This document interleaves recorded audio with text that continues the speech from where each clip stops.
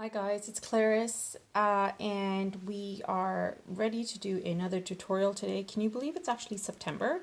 This is just a slip from the desktop calendar I had done for the year, and even though I told myself I'd take one out in the beginning of the month and just kind of put it on display, I keep forgetting.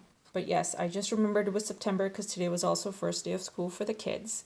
And so I thought, let's just put it out. Also because I think it's time to create a calendar for 2021. So it's a good reminder. All right, so let's begin.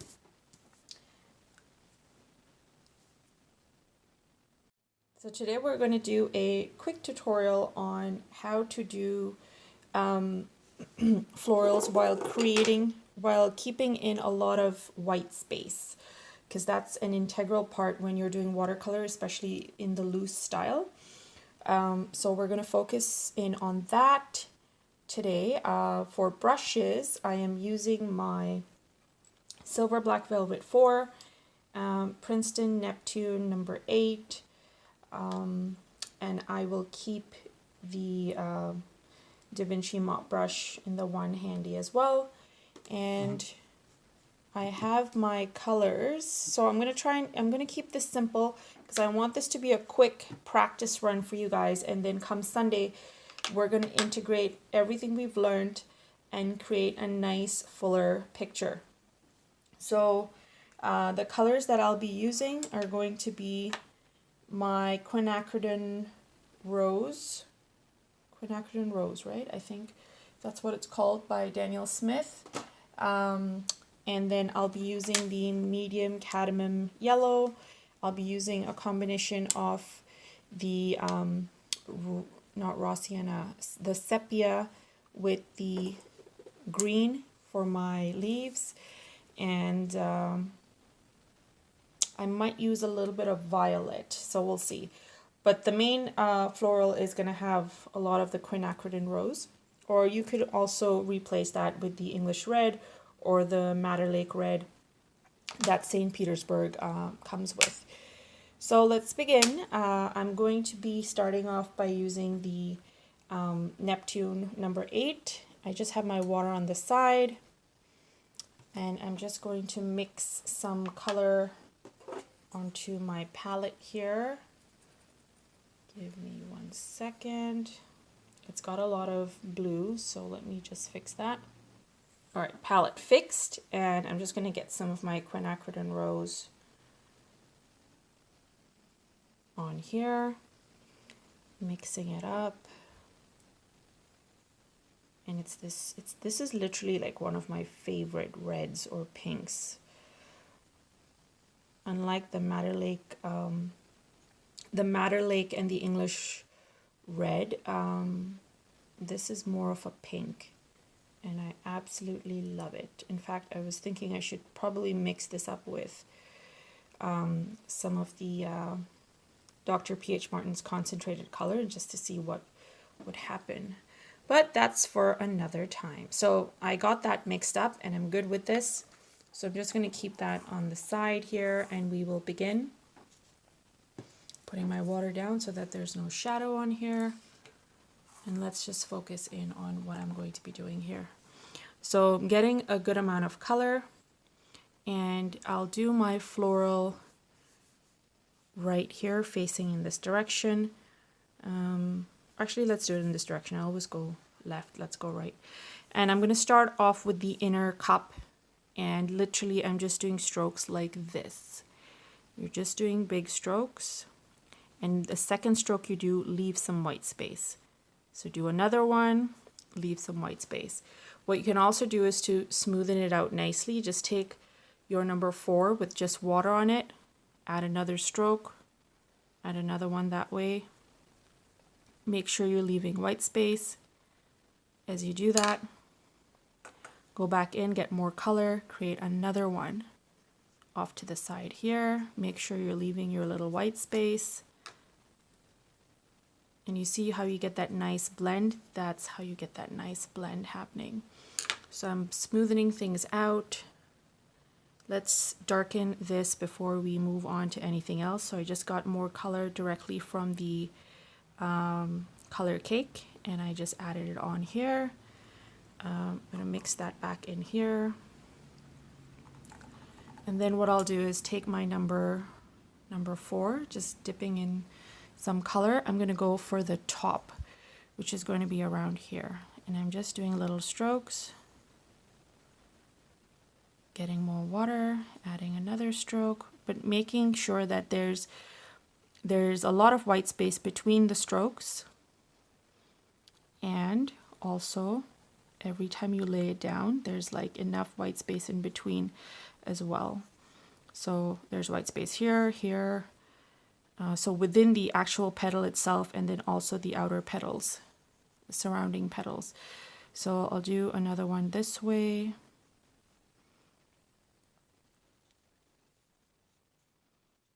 I'm just adding some more detail at the top, and literally you're just doing these shapes which we've always used to create florals like this, which is more like a peony, I guess, or like one of those bigger blooms. And I'm just adding some darker color here, and that's mainly to indicate that it's dark on the center and then light on the outside. And we're going to continue doing this around. So again, make sure there's a lot of white space as you're going around. You can add more water to your consistency to get it lighter if you wish. And we're just going to go around that way, as you can see. And then finally we'll do the petals that kind of fold outward. So I'll go slightly darker for these. So let's do one here. And then even at the tip where it attaches, if you can add like extra white space there, that gives a good indication of light and dark, shadow and dark. Let's add another one here. And then I'm just going to wash off the color as much as I can, add another stroke there. And if you feel like you've done a stroke and you want to take it off, just go ahead with just water on your brush and just push it down to the center, and that lightens it up a whole lot. So let's just do one more on this side. Again, I'm doing one stroke, but it's literally taking me like 3 strokes to do, and I'm leaving a lot of white space. So dipping my brush in water fairly often as well, just to kind of get that nice smooth look. And there we go. We have this nice full floral. As long as you keep in mind where the center is, where it's facing, you kind of have your floral. Now I feel like this side should have a little more detail, so I'm just going to go in and add a couple of strokes here.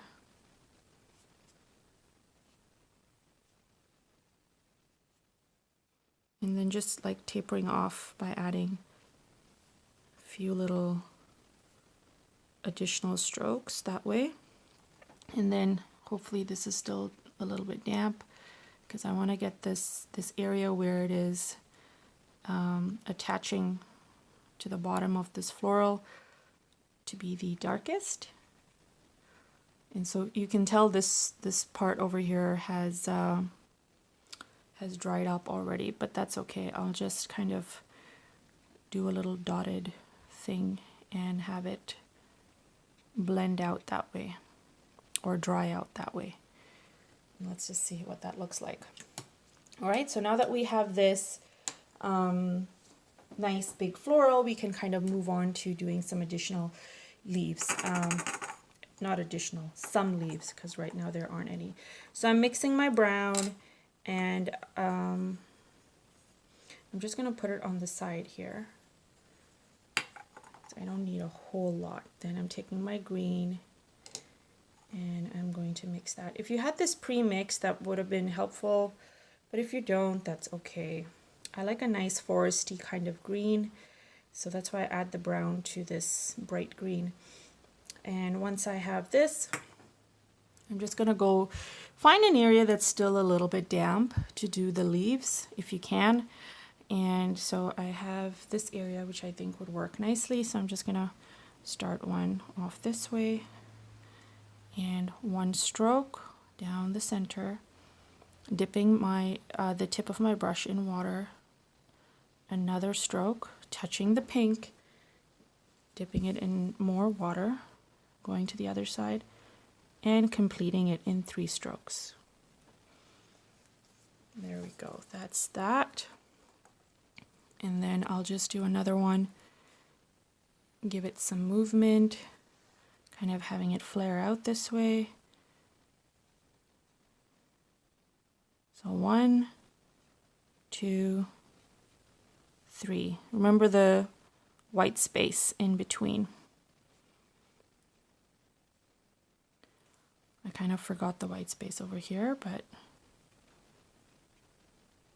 adding the darker shades down to the center and to the bottom of these leaves. And then let's do another one up there. And I'll just make it slightly more, no, let's do one over here, sorry. And I'm going to make it touch because this area is a little bit damp, pushing the color down.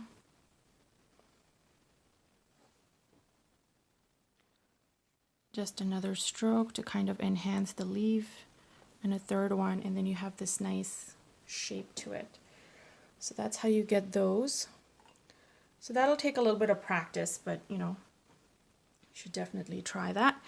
I'm going to do a stem kind of coming out from here and just have it taper off with like tinier leaves. And for that, I can just do something like this. So 2 strokes and we're done. There we go. And yeah, so I think that's good for the leaves. Next thing we can do is just add some tiny florals that kind of shape this flower. And for that, I'm using the quinacridone rose and I'm mixing it with some violet on the side. And I'm getting like a purpley color. And so what I need to do first is get a nice dark color off that. And you'll see the consistency as soon as I put it down. And that's going to look like this.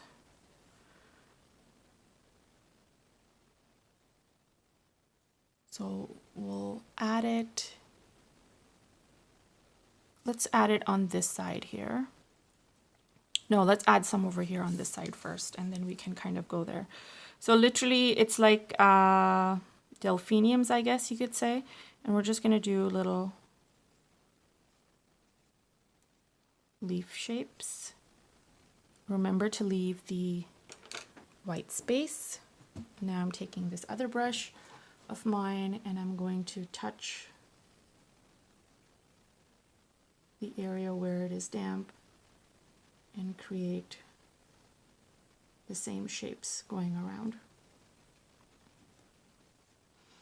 And I'm actually going to create one over here too because it's damp. So it's drawing from the purple, it's drawing from the pink, and it's giving you like a nice little blendy kind of look. I'm gonna do one here too. My strokes that I'm doing are technically, so there's a pooling of color happening here. So I'm gonna draw that out and create a stroke, another stroke, leave white space in between, then create another outer stroke to kind of show that white space. And I think we have enough color here to kind of go all around and create, like draw from it to create like a nice fade. So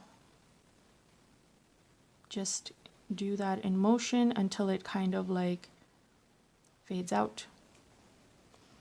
And you can add a couple more here just for detail,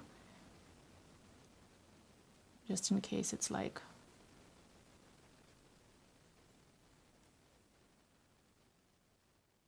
it gets too white.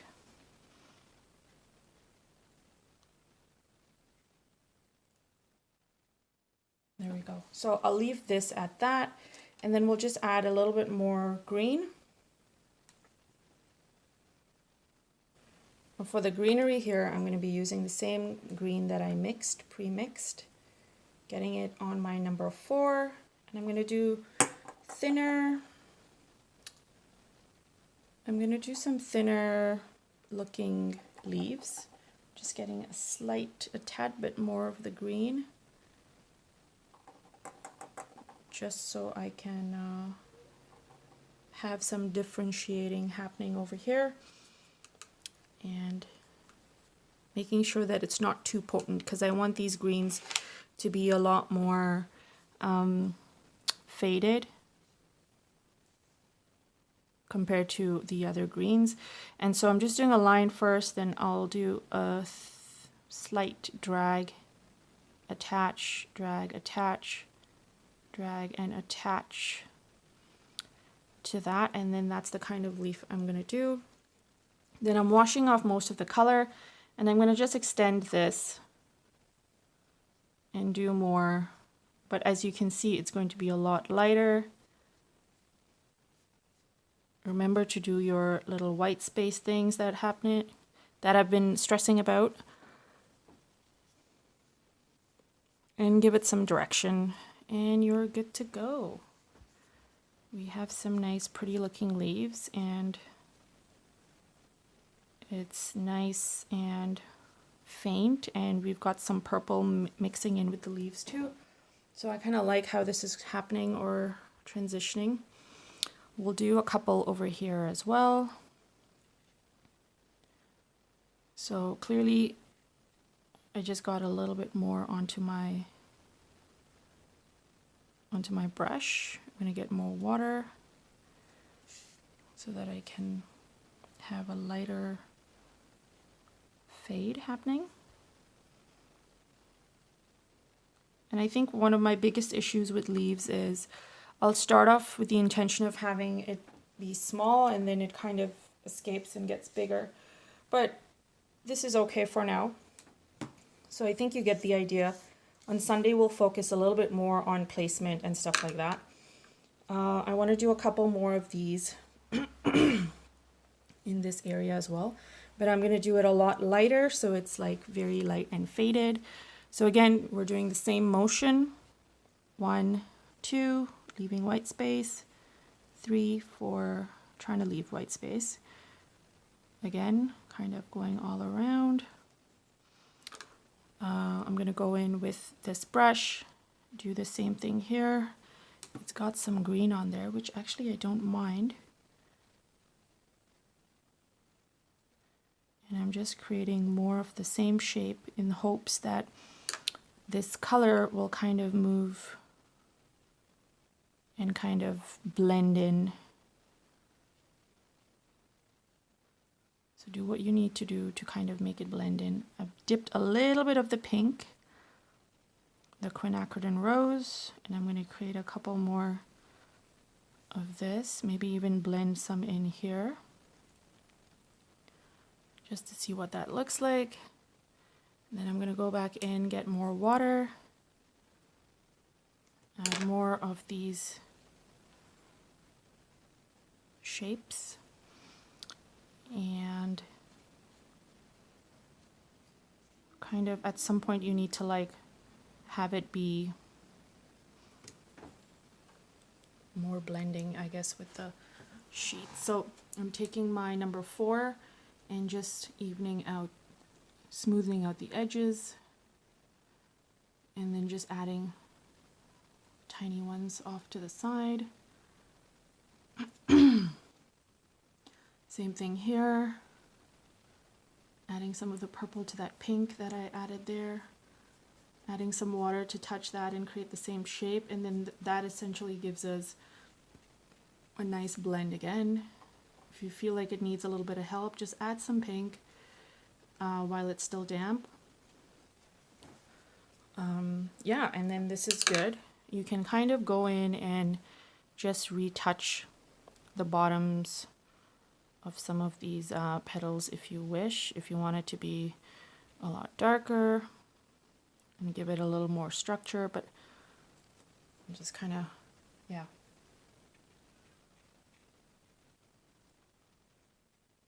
Fussing around with this right here. Yeah, there we go. And it kind of adds something nice to it.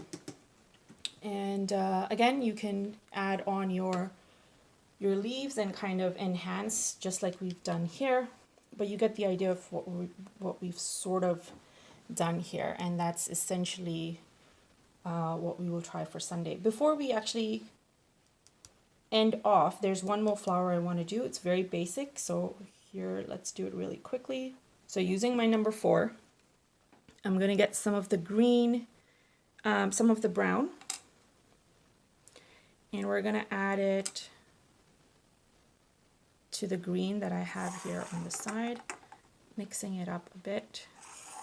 And then I'm just going to add something that looks like this. It's going to look like an arc because we'll have a flower kind of peeking out from the back.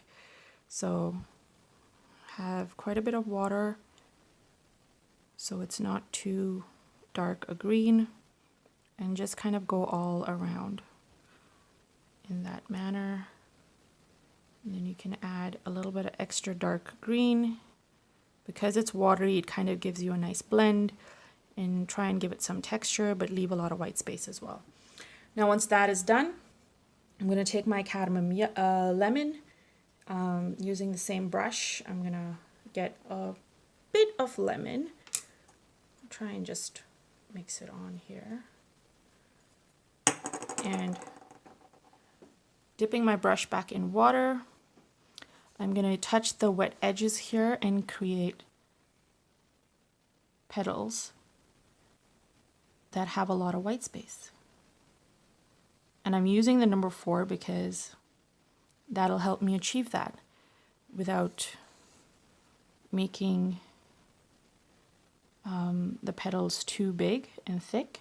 So as you can see, I'm just literally just 1, 2, 3 white space. And that's how you would do that. If you want to give it a little bit of a 2D look, now is the time to kind of go in with a darker lemon or an orange and just kind of add it very daintily at the tips there. And then that just gives it a nice enhancement. But you don't have to if you don't feel like it. Mixing some of that up with the lemon, and I might just kind of continue and add some more of that around elsewhere. But these are the 3 typical type of florals we'll be doing for Sunday. So I hope you guys are excited. We'll orchestrate and compose something lovely. So join me on Sunday for our live at 2 p.m. EST, guys. Thanks for watching. And if you find this helpful, please do share this in your social media channels. Let me know in the comments what you guys thought. Send me what you've done. I love seeing your artwork on Instagram and Facebook. So thanks so much for watching, guys. And yeah, we'll chat soon. See you Sunday.